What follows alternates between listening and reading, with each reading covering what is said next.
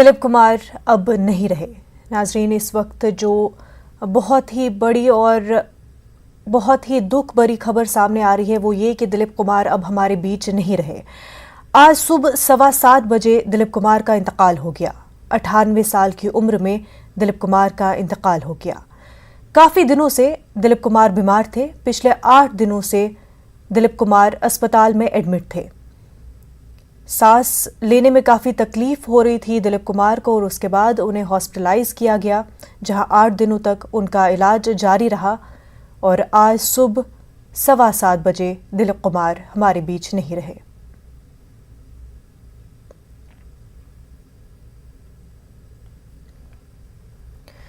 Mumtaz film अदाकार मोहम्मद यूसुफ खान उर्फ दिलीप कुमार के सानहे इर्तिहाल से भोपाल की फ़ज़ा सोगवार हो गई है। दिलीप कुमार का भोपाल से न सिर्फ गहरा ताल्लुक़ था बल्कि फिल्म दुनिया दौर की शूटिंग भोपाल, भदनी और होशंगाबाद के मज़ाफ़ात में हुई थी। 1957 में बनने वाली फिल्म नया दौर की शूटिंग के दौरान दिलीप कुमार के शब रोज़ भोपाल में गुजरते थे। दिलीप कुमार से भोपाल के लोगों को ऐसी लगाव हुआ कि जब दिलीप कुमार ने सायरा बानो से शादी की तो उसका वलीमा भोपाल में भी मुनक्किद किया गया। दिलीप कुमार के ऐसे फैंस भोपाल में आज भी मौजूद है जो हर साल दिलीप कुमार की सालगिरह को धूमधाम से मनाते थे। हमारे नुमाइंदे मेहताब आलम हमारे साथ जुड़ चुके हैं। मेहताब, दिलीप कुमार हमारे बीच नहीं रहे और भोपाल से दिलीप कुमार का बहुत ही गहरा ताल्लुक रहा है। मुनज़्ज़ा, ये खबर सभी को जो है रुला देने वाली है और मुझे इस वक्त महमूद रामपुरी का शेर याद आ रहा है कि मौत उसकी है करे जिसका जमाना अफसोस, वो तो दुनिया में सभी आए हैं मरने के लिए। दिलीप कुमार एक लेजेंड, एक ऐसी शख्सियत जिसने फिल्म के पर्दे पर और फिल्म के बाहर दोनों जगह पर अपना किरदार अदा किया और यही वजह है कि आज उनके दुनिया से जाने के बाद न सिर्फ मुंबई फिल्म दुनिया बल्कि भोपाल जहां जहां से उनका गुजर हुआ उन्होंने अपनी शख्सियत के अमिट नक्श मुरतब किए थे।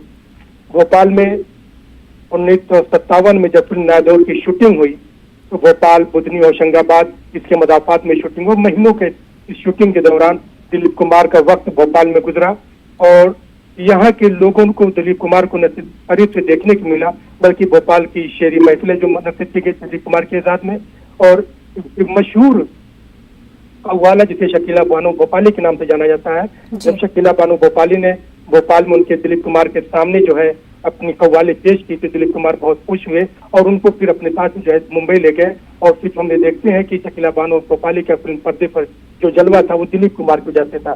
तो दिलीप कुमार का जो भोपाल में वक्त गुजरा आज भी लोग उसको याद करते हैं और फिर भोपाल में जैसा कि मैंने बताया कि ऐसे शायकीन मौजूद है कि हर साल दिलीप कुमार का न सिर्फ सालगिरह मनाई बल्कि उसकी जब दिलीप कुमार की सायरा बानो से शादी हुई तो शादी तो कहीं और हो रही है लेकिन भोपाल में 11 दिन तक उनके नाम का वलीमा मुनक्किद किया गया और शायकीन को जो बुलाकर उनके मद्दाह जो है उनके नाम का वलीमा खिलाते रहे। तो दिलीप कुमार को जो रिश्ता भोपाल से था वो कभी भूला नहीं जा सकता है।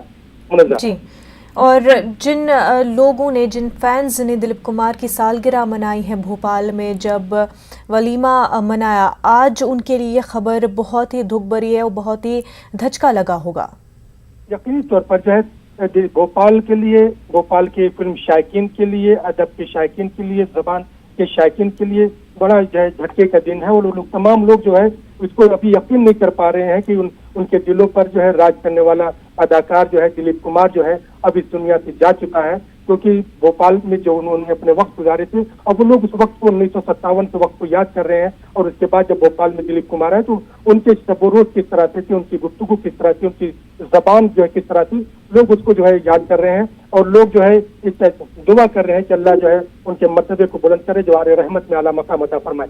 मुनज़्ज़ा, बिल्कुल मेहताब, और दिलीप कुमार एक बहुत ही बड़ी शख्सियत है रहे हैं और जिस तरह से उनका स्टारडम रहा है लेकिन बावजूद उसके जो उनका जीने का एक तरीका रहा था बहुत ही सादा और बहुत ही एलिगेंट जिसको कहेंगे वो रहा है। और जो हम अक्सर सेलिब्रिटीज़ में, सुपरस्टार्स में एक चमक धमक देखते हैं, वहीं दिलीप कुमार उन सब से अलग नजर आते थे। उनकी बातों में, उनके पहनावे में, हर चीज में दिलीप कुमार काफी अलग और काफी यूनिक एक तरह से नजर आते थे। मुनव्वर, इसकी वजह देखिए हमें तारीख के पहलू पे जाना पड़ेगा और फिर देखना पड़ेगा दिलीप कुमार की जो विलादत हुई थी वो 11 दिसंबर 1922 को किस्सा ख्वानी बाजार पेशावर पाकिस्तान में उस जमाने में जो वहाँ पर हुई थी। और फिर जिस शख्स का नाम दिलीप कुमार है, मोहम्मद यूसुफ खान जो है, इसने फिल्मी पर्दे पर जो है 6 दहाइयों से ज्यादा अरसे पर जो है हुकूमत की। हालांकि दिलीप कुमार की जो पहली फिल्म तराना से अगर हम बात करें जो है बोल पपी है बोल जो है, वहां से उन्होंने अपना करियर जो शुरू किया था। फिर मुगल आजम की जब फिल्म आई थी, तमाम लोग जो है लोग न सिर्फ उनकी अदाकारी की नकल करते थे बल्कि उनके पहनावे और उनकी जबान, उनके बयान को, जिस तरह से एक एक चीज को जो है अगर माशरे में राइज हो जाए तो उसका कहना ही क्या है। दिलीप कुमार उन लोगों में थे कि जिस पर आने वाली नस्लों ने चलना सीखा और लोग उनकी अदाकारी की जो है किस तरह से वो अदाकारी करते थे, उस अदाकारी पे चलने को अपने लिए फख्र समझते थे, उनकी नकाली को फख्र समझते थे। और ऐसे लोग बहुत कम मिलते हैं, जैसा कि मैंने पहले भी जो है कहा कि जो है महमूद रामपुरी का जो शेर है कि यूं तो दुनिया में सभी आए, मौत उसकी है करे जिसका जमाना अफसोस, यूं तो दुनिया में सभी आए हैं मरने के लिए। और यकीनी तौर पर जो आया है उसको दुनिया में जाना है, लेकिन अपने एक्टर से, अपने अमल से दुनिया में अमिट नकुश को छोड़ जाना और एक बड़ा कमाल होता है। और यकीनी तौर पर आज एक बड़ा फनकार हमारे बीच से गुजर गया है जिसकी मिसाल फिल्म इंडस्ट्री में नहीं मिलती। बिल्कुल मेहताब, और दिलीप कुमार अपने आप में एक इंस्टीट्यूशन रहे और एक्टिंग की दुनिया में वो एक लेजेंड के तौर पर रहे और उनसे जो है उनके पीछे एक बहुत ही बड़ी लेगेसी जिससे आने वाली कई नस्लें बहुत कुछ सीख सकती है। यकीनी तौर पर जैसा मैंने कहा ना कि दिलीप कुमार की जो है फिल्मों की अगर हम बात करें, सिर्फ लोग जो है मुगल आजम की बात नहीं करें, बल्कि अगर हम जो है उनकी फिल्म जवाहर भाटा की बात करें, उनकी फिल्म जो परमात्मा की बात करें, मिलन की बात करें, इन तमाम फिल्मों की अगर आप देखिए तो उसमें देखिए कि दिलीप कुमार का अंदाज बयान क्या है, किस तरह से दिलीप कुमार जो है किरदार में रच बस जाते हैं। और वही तो वजह है कि तमाम लोग ये चाहते हैं कि जो उनके फॉलोवर हैं कि दिलीप कुमार जैसे जब भी कोई फिल्म अदाकार नया आता है और उसमें उसकी शबाहत मिलती थी तो लोग उसको जो है याद करते थे कि देखो ये शख्स जो है दिलीप कुमार की नकाली कर रहा है। जब शाहरुख खान ने जब फिल्म दुनिया में कदम रखा तो बहुत लोगों ने जो है उसमें उनकी छवि को देखने की कोशिश की। और मेहता साहब आपको यहाँ पर रोकना चाहेंगे, वो यही हैंडल करते हैं। तो जो भी आप पूछेंगे मुझसे बात कीजिए और इनसे बात कीजिए ताकि एक बार ही हम सब आपको बता सकें। जी। पहले हेल्थ का अपडेट कर दीजिएगा। हाँ बोलिए। सर, दिलीप साहब ने आज जो है सुबह 7:30 बजे के आसपास अंतिम सांस ली। आप लगातार इलाज कर रहे थे, क्या ट्रीटमेंट क्या? देखिए, ये वक्त नहीं है कि उनको हमने ट्रीटमेंट क्या दिया।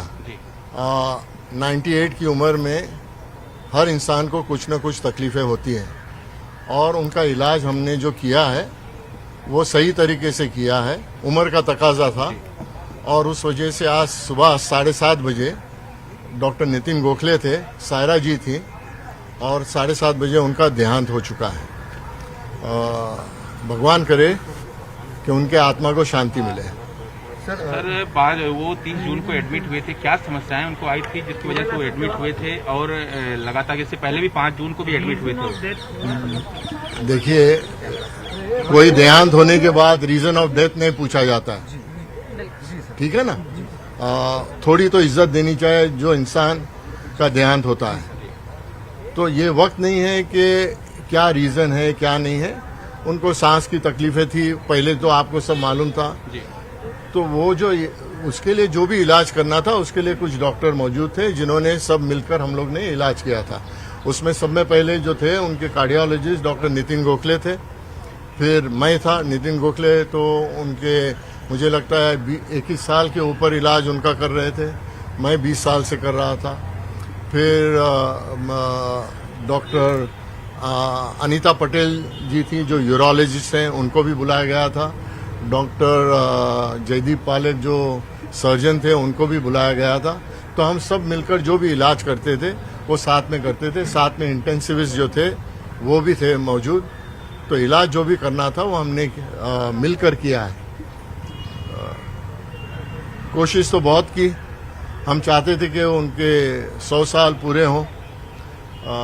उनके ऐसा शख्स मुझे नहीं लगता कि बॉलीवुड में कभी पैदा होगा। शख्सियत काफ़ी बड़ी थी और उन्होंने सिर्फ बॉलीवुड का नाम नहीं अपने देश का नाम भी रोशन किया है और मुझे लगता है कि उन्होंने नाम बॉलीवुड का हॉलीवुड से ज़्यादा भी कर चुके हैं। आगे की चीज़ें आपको अगर पूछनी है तो फैसल फारूकी साहब के साथ पूछिए, फिर मैं आपसे वापस बात करता हूँ। इनसे पूछ लो ना, इनसे बात कर लो। रिश्ता रहा है पिछले, हाँ बोलिए, कैसा रिश्ता रहा है? कई सालों से आप उनको जानते थे, खिदमत की उनकी, क्या मोबाइल पार्टी के भाई? दिलीप साहब आप जैसे जानते हैं कि एक खाली फिल्म अदाकार ही नहीं थे, फिल्म एक्टर ही नहीं थे, एक बहुत ही ग्रेट ह्यूमन बीइंग थे और इस रिश्ते से उनकी मोहब्बत सारे देश के हर एक उस बच्चे से, बड़े से, बूढ़े से रहती थी। जिसको देश से प्रेम हो, जिसको फिल्म से प्रेम हो, आर्ट से प्रेम हो और इंसानियत फूट फूट के उनमें भरी गई थी। इसी सिलसिले से साहब को मैंने ट्विटर पे इंट्रोड्यूस कराया, सोशल मीडिया पे उनको फेसबुक, शुरू में वो ट्विटर खुद ही पढ़ते थे और मुझको बोल देते थे रिप्लाई करना। धीरे धीरे जैसे उनकी तबीयत थोड़ा नासाज हुई तो उन्होंने डिक्टेट करना बंद कर दिया, कभी पढ़ते थे कभी नहीं पढ़ते थे और लेकिन उनका एक पब्लिक से, एक उनके फ़ैन से, वेल विशर से हमेशा एक कनेक्शन बना रहा, चाहे वो वॉक कर रहे हों जॉगर्स पार्क में, चाहे वो बाहर कहीं जा रहे हों एयरपोर्ट पे, तो हर जगह उनकी मोहब्बत हमेशा उनके चेहरे पे लगती थी। कोई उनसे मिल जाता था तो 5 मिनट 10 मिनट तक तो खैरियत पूछते थे और मुझे लगता है कि दिलीप साहब जैसा इंसान इस दुनिया में आज की तारीख में और हो सकता है आगे भी आना बहुत मुश्किल है। सायरा जी की स्थिति क्या है? सायरा जी, आपको मालूम है सायरा जी दिलीप कुमार को, मुझको लगता है जब से वो पैदा हुई हैं वो दिलीप कुमार से मोहब्बत करती थी और सायरा जी की ऑफिशियली उनकी 55 साल की ज़िंदगी जो as a husband and wife जो उन्होंने साथ में गुजारा है वो एक मिसाल है। फैसल जी, आगे की क्या प्रक्रिया होगी? यहाँ से दिलीप साहब का जो पार्थिव शरीर है क्या उनके घर पर ले जाया जाएगा? जी अभी वही फैमिली और हम लोग सब लोग बैठे हैं ऊपर, कुछ ही देर में हम आप लोगों को इत्तला कर देंगे। शाम हमने ये सोचा है कि 5 बजे बैरियल उनका जुहू कब्रिस्तान में जो सांता क्रूज पे है वहाँ पर होगा। क्या उनका अंतिम दर्शन के लिए उनके घर पर रखा जाएगा? क्योंकि काफ़ी फेमस थे, बॉलीवुड के आइकॉन्स हैं, राजनीतिक जगत के लोग उनके फैंस हैं। ये मैं आपको इत्तला कर दूंगा, अभी वो बात चल रही है और ट्विटर पे भी मैं आपको अपडेट कर दूंगा। जी, थैंक यू सो मच। शुक्रिया, थैंक यू सर। गंदी लेने दो एंगल पे सर। हाँ।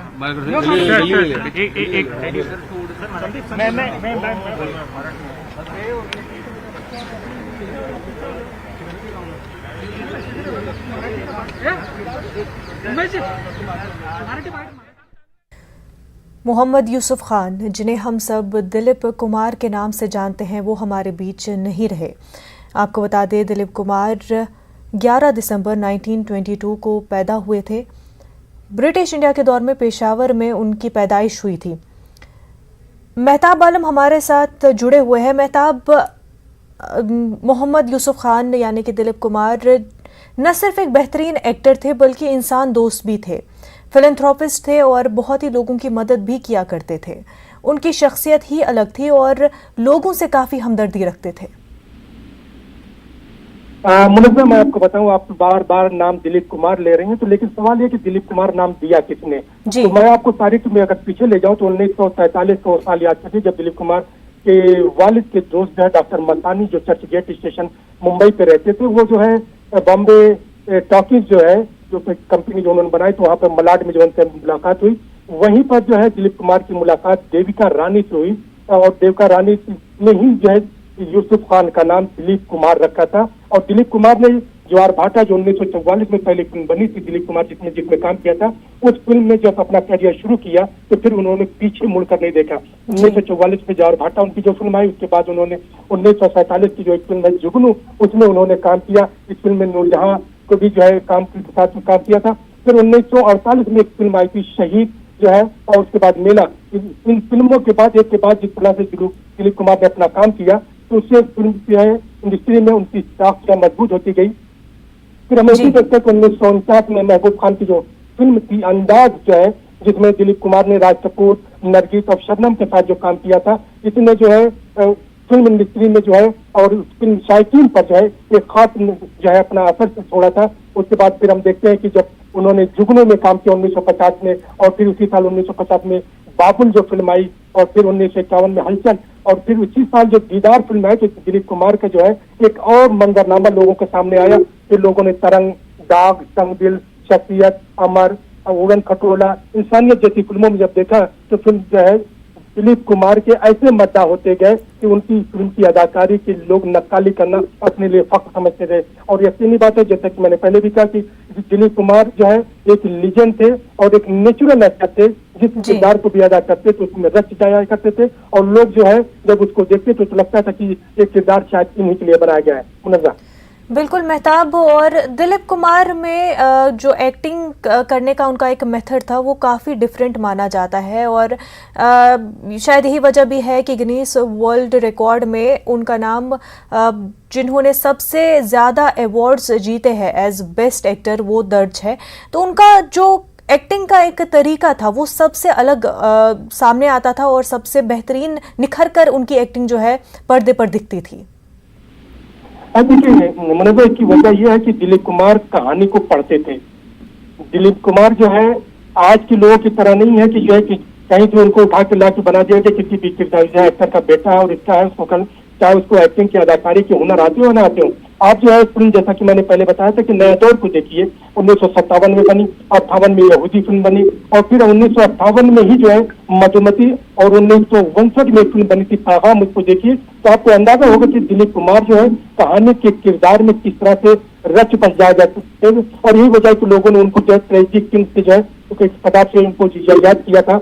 और आज जो है दिलीप कुमार को अगर याद करते हैं तो इसलिए याद करते हैं कि जैसे किरदार के लोग जो है अब फिल्म में हमारी मौजूद नहीं है। हालांकि फिल्में बन रही हैं, पैसे कमा रही है, फिर उस पर हिट भी होती है, लेकिन वो किरदार, वो अंदाज जो दिलीप कुमार का था, वो अंदाज अब हमें लोगों में देखने के लिए मिलता। चाहे उनकी फिल्म हम जो 1955 की आजाद को देखें या फिर 1967 की उनकी फिल्म जो है कोहिनूर को देखें, ये सब वो फिल्म है जिन्होंने जो है फिल्म बॉक्स ऑफिस पर बड़ा रिकॉर्ड बनाया था। और वो आज भी अगर दिलीप कुमार हमारे बीच नहीं है तो लेकिन उनके नक्शे कदम जो है हमेशा याद करने के लिए काफी है। और यकीनी तौर पर फिल्म शायकीन की जब भी जिस फिल्म की बात की जाएगी, हिंदुस्तानी फिल्म की बात की जाएगी, तो दिलीप कुमार के नाम को कभी फरामोश नहीं किया जा सकता है। बिल्कुल मेहताब, लेजेंड हमारे बीच नहीं रहे लेकिन उनकी लेगेसी हमारे बीच और आने वाली तमाम जनरेशन के बीच ज़रूर रहेगी। मेहताब, बेहद शुक्रिया आपका। मुंबई से हमारे नुमाइंदे वसीम अंसारी हमारे साथ जुड़ चुके हैं। वसीम, इससे पहले डॉक्टर जे पारकर जो कि दिलीप कुमार के काफ़ी सालों से डॉक्टर रहे हैं, वो मीडिया को भी ब्रीफ कर रहे थे और साथ ही आखिरी रसूमात के हवाले से भी जानकारी दी जा रही थी।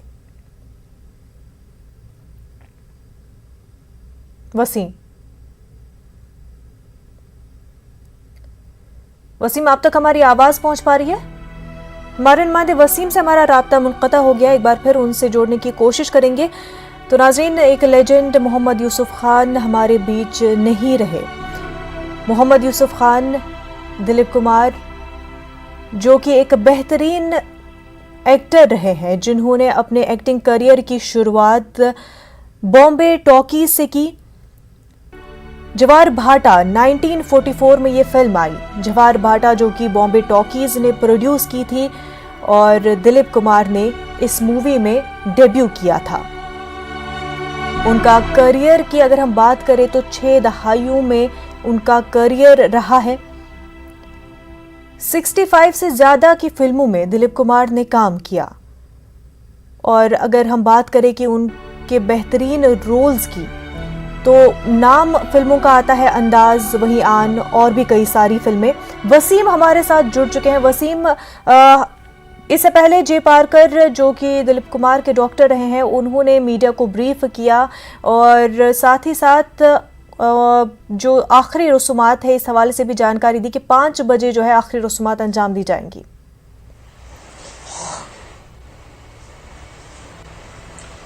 देखिए, जिस तरह से दिलीप कुमार की जिंदगी का सफर रहा वो आज खत्म हुआ। उनके जो चाहने वाले हैं उनमें काफी दुख है। जिस तरह से देखा गया था कि पिछले कुछ दिनों से लगातार दिलीप कुमार अपने इलाज के लिए अस्पताल में भर्ती हुए हैं और उसके बाद फिर उन्हें बाकायदा इलाज के बाद सेहतमंद होकर घर के लिए भी रवाना हुए।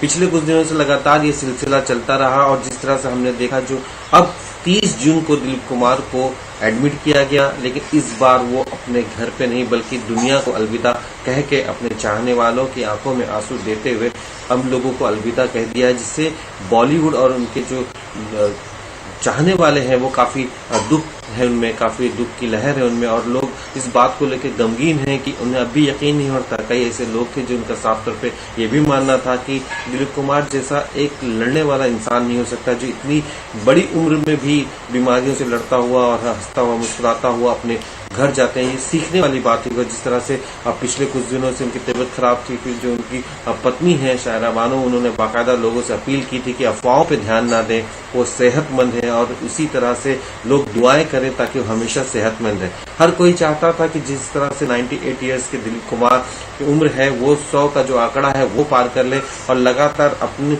जो एक पेरेंट्स की तरह इंडस्ट्री में थे, लोगों पे एक नजर बना के रखे थे, एक छत्र छाया थी। कई ऐसे कलाकार हैं जो उन्हें देखकर सीखे हैं और आज भी नई पीढ़ी हो या पुरानी पीढ़ी कहीं न कहीं दिलीप कुमार की झलक वो पाने की कोशिश करते हैं, उनके अंदाज को कॉपी करने की कोशिश करते हैं, उनके अंदाज में बातें करने की कोशिश करते हैं। तो एक पूरा अध्याय आज यहाँ पे खत्म हो गया है। जिस तरह से अगर उनकी फिल्मों की शुरुआत से देखें और आखिरी फिल्म जो उनकी किला आई थी उस दौरान जब वो उम्र के उस पड़ाव पे थे, इसके बावजूद भी जो उनका अभिनय था उसे लोगों ने पसंद किया। उसके बाद उन्होंने फिल्मों को अलविदा कह दिया। लगातार कई सालों तक वो फिल्म इंडस्ट्री से दूर भी रहे, राजनीतिक सफर भी उनका रहा। तो समाज के हर तबके में उनकी एक पैठ थी, अलग अंदाज था। उनके जो चाहने वाले थे जब वो किसी फंक्शन में जब पहुंचते थे तो लोग उन्हें देखकर हैरत में आ जाते थे। जो उनके अभिनय से वाकिफ थे वो तो उन्हें प्यार तो करते थे, जो उनके अभिनय से वाकिफ नहीं थे, बहुत ही कम शख्स होते हैं, वो भी उन्हें देख के खड़े हो जाते और रिस्पेक्ट करते थे कि दिलीप साहब आ रहे हैं और उनका एक अपना वजूद था। आज जिस तरह से उन्होंने अपनी जिंदगी को अलविदा कह दिया, दुनिया से अलविदा कह दिया है, तो आज शाम जब उन्हें जुहू के कब्रिस्तान ले जाया जाएगा उस दौरान सबसे बड़ी दिक्कतें महाराष्ट्र सरकार के सामने, मुंबई पुलिस के सामने आ सकती है क्योंकि उनके चाहने वाले काफी हैं और अभी भी हमने देखा कि अस्पताल के बाद काफी लोगों की भीड़ है, साफ तौर पे दिखाई दे रही। पुलिस को वहां से लोगों को हटाना पड़ रहा है। जिस तरह से कोविड का पीरियड चल रहा है उस दौरान 20 से ज्यादा लोग शामिल नहीं हो सकते हैं, तो ऐसे वक्त में दिक्कतें जरूर बढ़ सकती हैं। बॉलीवुड की तरफ से लगातार ट्वीट करके दुख जाहिर किया जा रहा है, लेकिन उनके जो चाहने वाले हैं अब वो काफी दुखी नजर आ रहे हैं। जी बिल्कुल, लोगों को जो है रोक पाना या फिर अस्पताल के बाहर जुहू कब्रिस्तान पर आने से रोकना भी काफ़ी ज़्यादा मुश्किल हो जाएगा इंतज़ामिया के लिए, क्योंकि उनके फैंस हैं जो उनको आखिरी दीदार तो चाहेंगे, लेकिन हम पैंडमिक में हैं, ऐसे में और भी मुश्किलें बढ़ जाती है। वसीम, दिलीप कुमार जब इंडस्ट्री में राइज हुए तो सिर्फ दिलीप कुमार ही ऊंचाइयों पर नहीं पहुंचे, उनके साथ साथ हिंदी सिनेमा भी नई ऊंचाइयों पर पहुंच गया।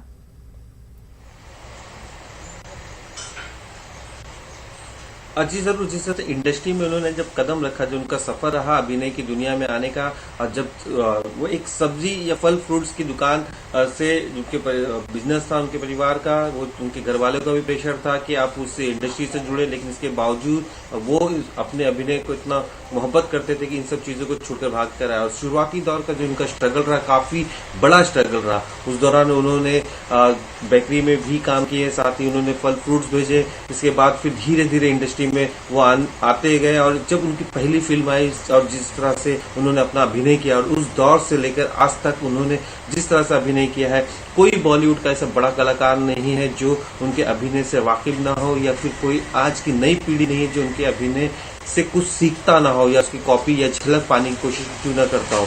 भले ही उन्हें ट्रेजेडी किंग कहा जाता है, लेकिन जो उनका जो कॉमेडी करने का जो तरीका था, अंदाज़े बयां था, वो भी काफी अलग था। राम श्याम मूवी में जिस तरह से उन्होंने दो किरदार निभाए और उस दौरान उन्होंने जिस तरह से कॉमेडी की, ये भी अपने आप में एक अलग ही अंदाज था। जिस तरह से देवदास मूवी कितनी बार अब तक बन चुकी कई अलग कलाकारों के साथ, लेकिन जो दिलीप साहब ने छाप छोड़ी थी वो अब तक खत्म नहीं हुई है।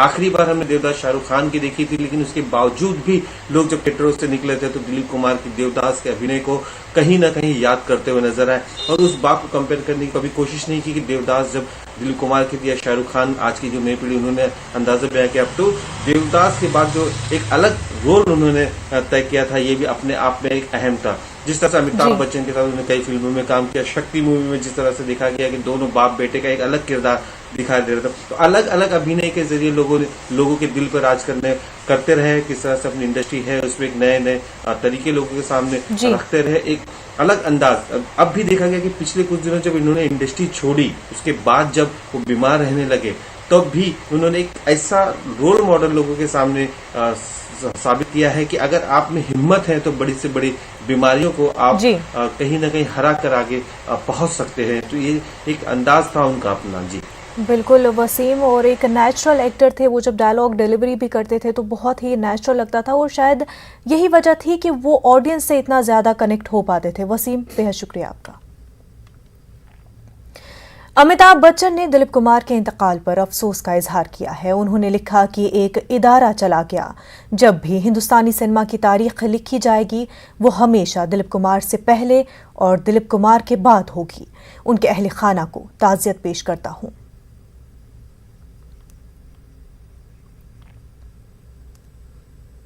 एक छोटा सा ब्रेक लेंगे, जल्द होंगे हाजिर।